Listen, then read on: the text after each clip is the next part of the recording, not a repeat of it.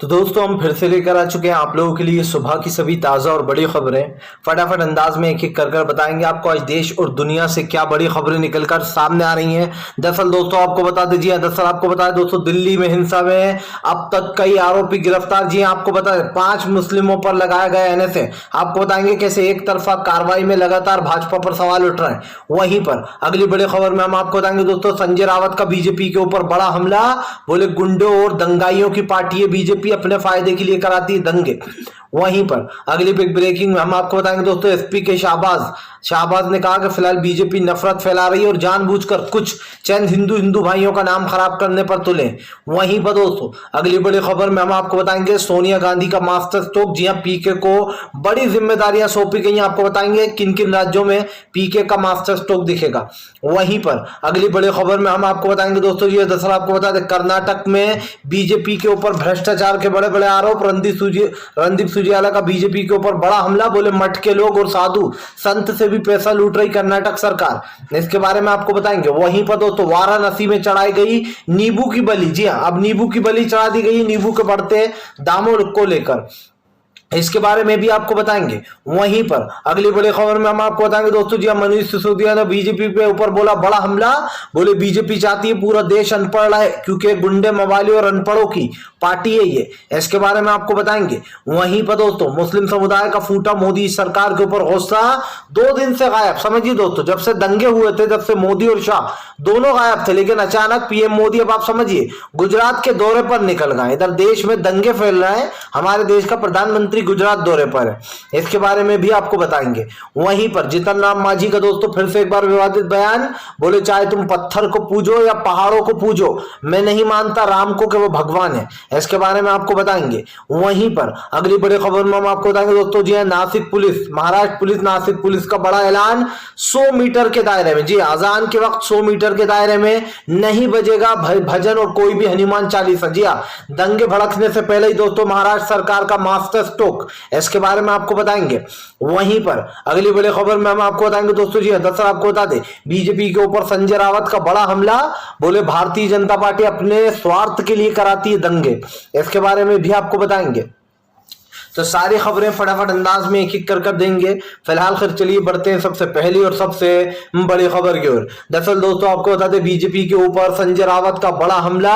बोले बीजेपी अपने निजी फायदे के लिए करा रही दंगे। आपको बता दोस्तों महाराष्ट्र सरकार ने एक बड़ा ऐलान कर दिया और ये ऐलान बहुत अच्छा है दोस्तों दोनों धर्म के लिए। आपको बता दें नासिक पुलिस जो है उसने साफ साफ ये कहा था कि आप 15 नमाज से यानी कि अजान से 15 मिनट पहले और 15 मिनट बाद तक आप कोई भी भजन नहीं बजा सकते मस्जिद के 100 मीटर के दायरे में। और इस फैसले को दोस्तों काफी लोग पसंद कर रहे हैं क्योंकि ये फैसला दोस्तों भाईचारा बनाने के लिए बहुत जरूरी भी है। आपको बता दें नासिक पुलिस ने यह ऐलान कर दिया कि अगर किसी ने भी मस्जिद के 100 मीटर के दायरे में भजन या हनुमान चालीसा बजाने की कोशिश की तो उसको तुरंत गिरफ्तार कर लिया जाएगा। मस्जिद में अजान के 15 मिनट पहले और 15 मिनट बाद तक आप लोग कोई भजन नहीं बजा पाएंगे। आपको बताया दोस्तों ये फैसला बताता है कि सरकारों को ऐसे काम करना चाहिए। आप समझिए महाराष्ट्र सरकार ने बहुत ही अच्छा काम करा है। आपको बताते चले जिस तरीके से देश में दंगे फैलाए जा रहे हैं खास कर कुछ जात और धर्म के नाम पर, उसको रोकने के लिए महाराष्ट्र सरकार का ये पहला कदम है। हालांकि मैं जानता हूं बीजेपी इस पर सियासत करेगी, वो ये भी कहेगी कि मुसलमानों के अजान के लिए ये सब कुछ फैसला लिया गया है, जबकि दोस्तों सब जानते हैं कि बीजेपी कौन सी राजनीति कर रही है। आप समझिए दिल्ली में दंगे फैल रहे हैं लेकिन गृह मंत्री अमित शाह 2 दिन से 3 दिन से गायब है। प्रधानमंत्री नरेंद्र मोदी गुजरात भाग गए। यही इस देश के प्रधानमंत्री और गृह मंत्री की कहानी है। दोनों के दोनों दोस्तों आप समझिए देश में दंगे फैल रहे हैं लेकिन अपने अपने कामों में बिजी हैं।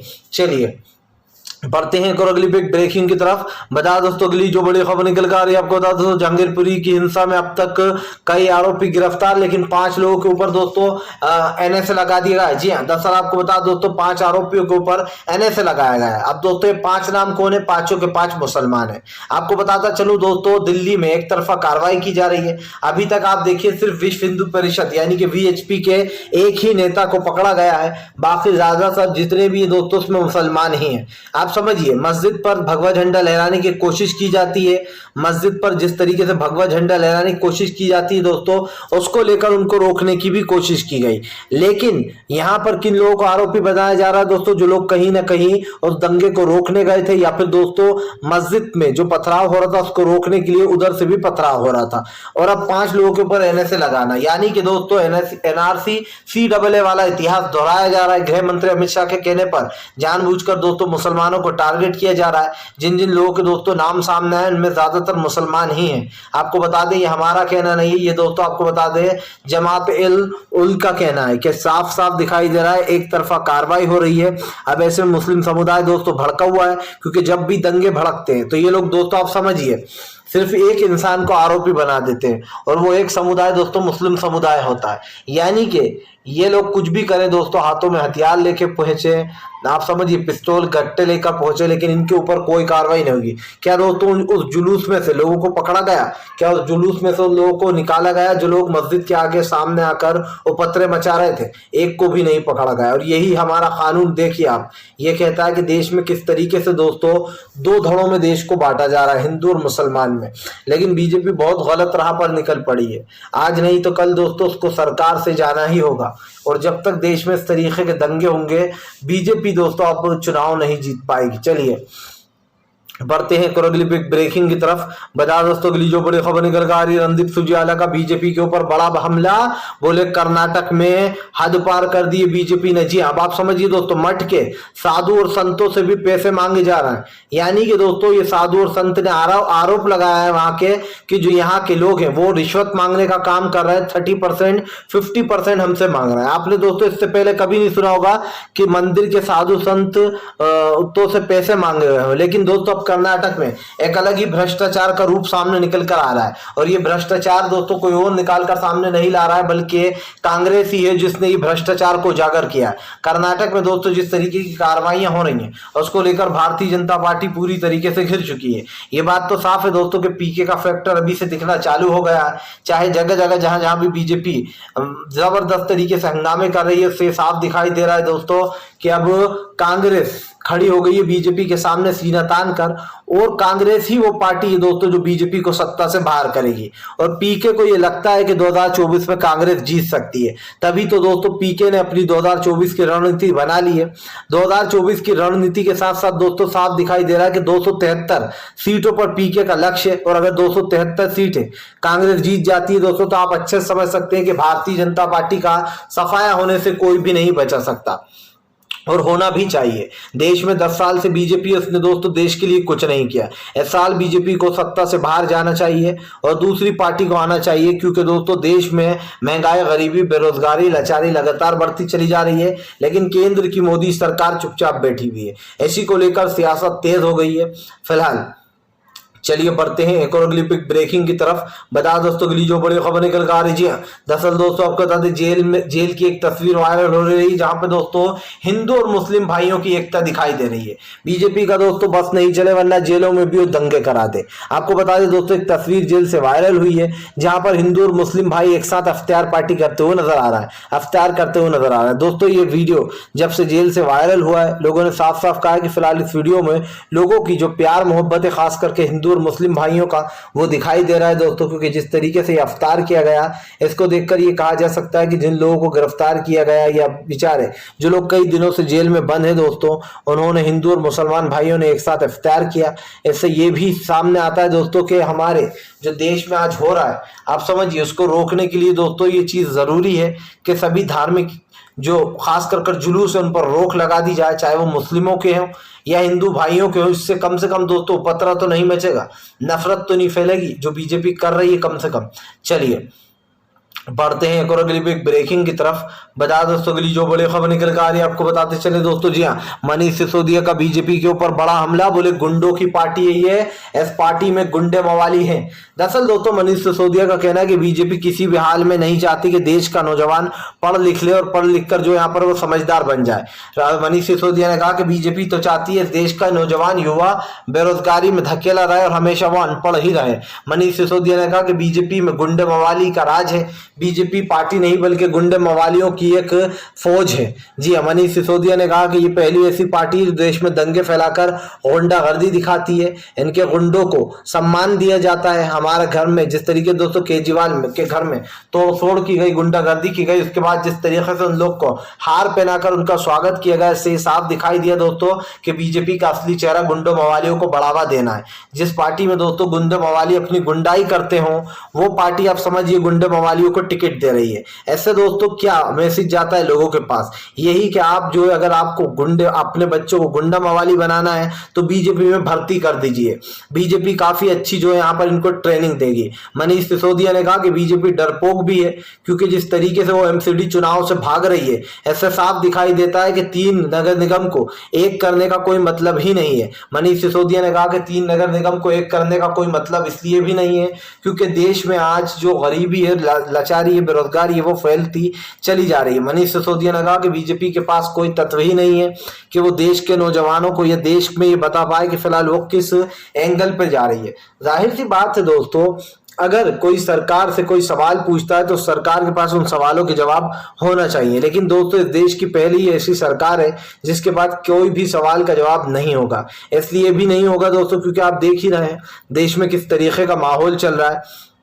भारतीय जनता पार्टी जो कि अपने आप को देश की सबसे बड़ी पार्टी बताती है, वो पूरी तरीके से दोस्तों फेल हो चुकी है। इसलिए भी हो चुकी है क्योंकि देश में आज आप समझ रहे हैं किस तरीके का एंगल लाया जा रहा है और ये एंगल कहीं ना कहीं देश के लिए खतरनाक भी है। मनीष सिसोदिया ने साफ कहा कि बीजेपी एक डरपोक पार्टी है, गुंडाई पार्टी है, जिसने दंगे फैलाने की पहले से ही सोच रखी थी। चलिए बढ़ते हैं अगली ब्रेकिंग की तरफ। बता दोस्तों अगली जो बड़ी खबर निकल कर आ रही, जीतन राम मांझी का एक बार फिर से विवादित बयान। बोले फिलहाल चाहे तुम पत्थर को पूजो या पहाड़ को पूजो, मैं नहीं मानता कि राम भगवान थे। जी हाँ, आपको बता दोस्तों जीतन राम मांझी हमेशा से ही अपने बयानों को लेकर विवाद में घिरे रहते हैं। अब दोस्तों आपको बता दें हिंदू भाइयों का खून खोल उठा है। एक बार फिर से जीतन राम मांझी ने जो यहाँ पर साफ साफ कह दिया है कि वो भगवान राम को नहीं मानते। उनका कहना है कि लोग पत्थर पूजते हैं, पहाड़ पूजते हैं, पूजा करें, लेकिन मेरी जिसमें आस्था है मैं उसी को पूजूंगा। मुझे पता है कि भगवान राम सिर्फ एक जो यहाँ पर रामायण का पात्र थे और इससे ज्यादा वो कुछ भी नहीं थे। जीतन राम मांझी ने कहा कि भगवान राम जो है यहाँ पर सिर्फ और सिर्फ एक पात्र है, कैरेक्टर है, वो भगवान नहीं थे और मैं उनको भगवान नहीं मानूंगा। आपको बता दूं दोस्तों इससे पहले भी जीतन राम मांझी ने ब्राह्मणों के बारे में एक बात बोली थी जिसको कम से कम 3-4 महीने हो गए हैं। इससे पहले भी विवाद खड़ा हो गया था ब्राह्मणों के लिए। लेकिन दोस्तों फिर से जीतन राम मांझी का ये बयान कहीं ना कहीं उनके लिए मुसीबत भी बन सकता है क्योंकि फिलहाल हिंदू धर्म को ठेस पहुंचेगी। हालांकि दोस्तों जीतन राम मांझी ने अपनी बात करी है कि मैं ऐसा सोचता हूं, मैं ऐसा मानता हूं, मैं नहीं मानूंगा कि भगवान राम भगवान थे। लेकिन दोस्तों सबकी अपनी अपनी आस्था होती है, सबकी अपनी अपनी सोच होती है, हम किसी की सोच को रोक तो नहीं सकते। लेकिन ये भी एक फैक्ट है दोस्तों कि अगर आप एक धर्म के बारे में ये बात बोल रहे हो तो आपको सोच समझ कर बोलना चाहिए, चाहे वो कोई सा भी धर्म हो। किसी भी धर्म के बारे में कुछ गलत बोलने से पहले 10 बार सोचना चाहिए। चलिए बढ़ते हैं एक और अगली बड़ी खबर की ओर। बता दोस्तों अगली जो बड़ी खबर निकल कर आ रही है, दरअसल दोस्तों बनारस में मोदी के गढ़ में दोस्तों वाराणसी में दोस्तों आपको बता दें चढ़ाई गई नींबू की बलि। दरअसल दोस्तों आपको बता दें बनारस के दौरे पर प्रधानमंत्री नरेंद्र मोदी थे। ऐसे में दोस्तों आपको बता दें वाराणसी के दौरे पर जब प्रधानमंत्री थे तो नींबू को बलि देकर मंदिर में नींबू की बलि चढ़ा दी गई है। आपको बता दें बनारस के लोगों ने गुस्सा प्रकट करते हुए कहा कि बीजेपी के राज में नींबू भी महंगा होता चला जा रहा है और जिस तरीके से नींबू महंगा हो रहा है इससे साफ दिखाई दे रहा है कि देश की बदहाली बेरोजगारी लगातार बढ़ती चली जा रही है। इसको लेकर दोस्तों आपको बता दें पूरी तरीके से बीजेपी को एक्सपोज कर दिया है। वहां पर खुद आप समझिए वाराणसी मोदी सरकार का गढ़ है, वहां पर ही नींबू की बलि चढ़ाई जा रही है। खास कर बलि इसलिए भी चढ़ाई जा रही है क्योंकि नींबू के दाम दोस्तों आप देख रहे हैं 400 रुपए किलो पर पहुंच गए। इस बात को झुटलाया नहीं जा सकता दोस्तों कि नरेंद्र मोदी की सरकार पूरी तरीके से फेल हो चुकी है। ये एक ऐसी सरकार है दोस्तों न सिर्फ देश में आप समझिए दंगा भड़का रही है बल्कि देश का जो माहौल है वो पूरी तरीके से खत्म कर दिया।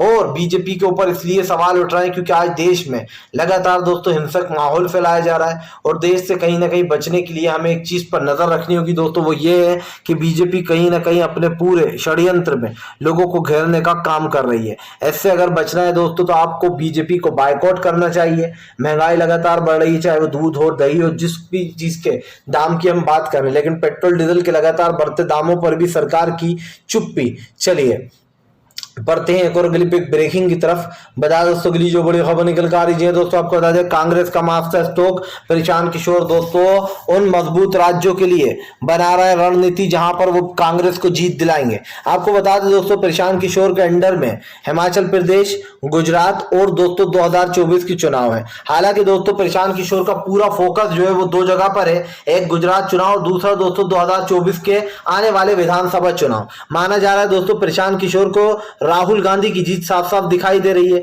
यह भी माना जा रहा है दोस्तों कि प्रशांत किशोर राहुल गांधी को ही जो है यहाँ पर पीएम बना सकते हैं 2024 में लोकसभा चुनाव में। प्रशांत किशोर की रणनीति जो है दोस्तों पूरी तरीके से तैयार हो चुकी है। यह रणनीति क्या कहती है दोस्तों? यह रणनीति कहती है कि प्रशांत किशोर ने अपना पूरा आकलन बिठा लिया है दोस्तों, और प्रशांत किशोर का जो आकलन है दोस्तों, जो फोकस है वो लोकसभा की सीटों पर है। आपको बता दें दोस्तों लोकसभा की 273 सीटों पर प्रशांत किशोर की नजर है, और इन 273 सीटों पर दोस्तों प्रशांत किशोर अपने मजबूत कैंडिडेट को उतारेंगे। हालांकि दोस्तों बीजेपी और गोदी मीडिया ने लगातार ये खबरें बार बार चलाई कि क्या 2024 में अब एक तरफा जीत होने वाली है, क्या फिर से पिछली बार का इतिहास दोहराया जाएगा। जबकि दोस्तों बीजेपी और गोदी मीडिया खुद भी जानते हैं कि राज्य के चुनाव और लोकसभा के चुनाव में काफी डिफरेंस होता है। ये जरूरी नहीं दोस्तों कि आपकी उत्तर प्रदेश में सरकार है तो आप लोकसभा चुनाव भी जीत जाएंगे। इसका जीता जागता सबूत है दोस्तों 2014 के चुनाव। आपको याद हो दोस्तों 2014 में उत्तर प्रदेश में अखिलेश यादव की सरकार थी, तब ना ही दोस्तों उत्तर प्रदेश में बीजेपी की सरकार थी और ना ही बीजेपी इतनी मजबूत हुआ करती थी।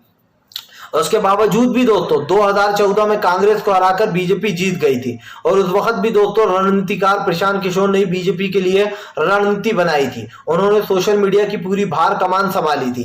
इस बार दोस्तों दिखाई दे रहा है प्रशांत किशोर के दिमाग में मास्टर स्ट्रोक। प्रशांत किशोर का जिस तरीके से दोस्तों दिमाग चलता है ये सभी जानते हैं। प्रशांत किशोर के आने के बाद दोस्तों भाजपाइयों में हड़कंप मच गया है। इस बात को झुटलाया नहीं जा सकता दोस्तों कि अब कांग्रेस की जगह लगातार जीत हो सकती है। इसलिए भी हो सकती है दोस्तों क्योंकि प्रशांत किशोर का जो आकलन है वो कांग्रेस के लिए एकदम फिट बैठता है। आपको बता दें 2024 के चुनाव के लिए प्रशांत किशोर ने अपनी बड़ी रणनीति बना ली है।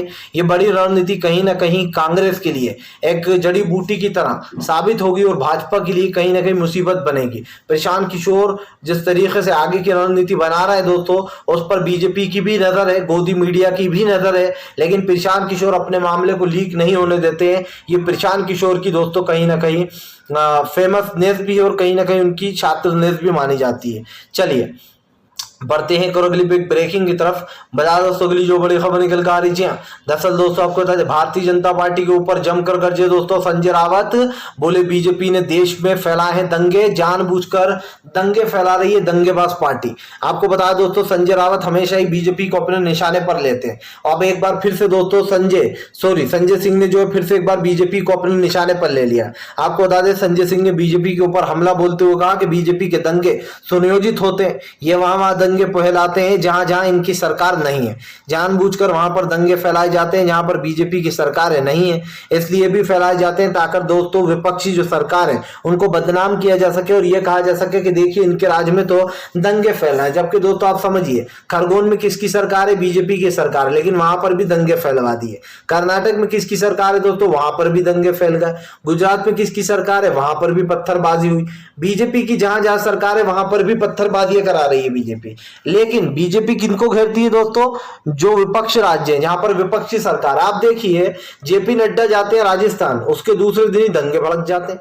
फिलहाल वीडियो अच्छा लगे तो लाइक जरूर करें और चैनल को